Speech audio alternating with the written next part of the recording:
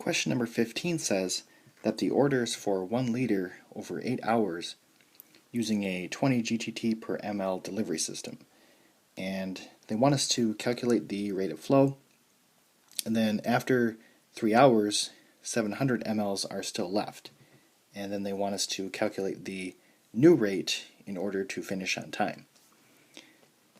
So to find the original rate, 1 liter is 1000 mLs, and 8 hours is 480 minutes, and we're using a 20 GTT per ml set.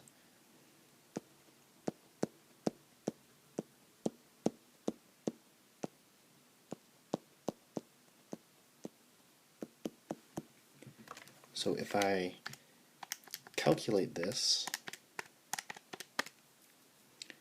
we get 42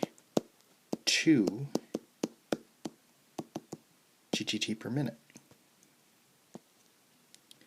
Now to find the new rate, I still use the formula, and I'm still using the same type of tubing, so the 20 stays the same.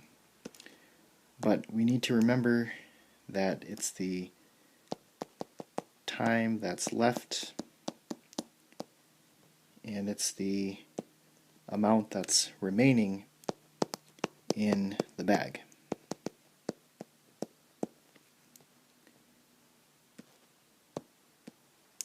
And we always need to be careful how they phrase it in the question.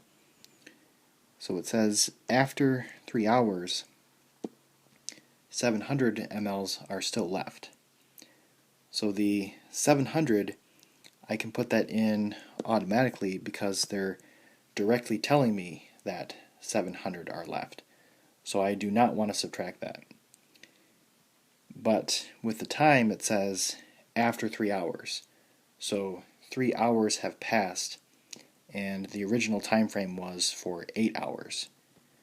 So 8 minus 3 is 5 hours that are left. And then I need to convert that to minutes, which will be 300 minutes.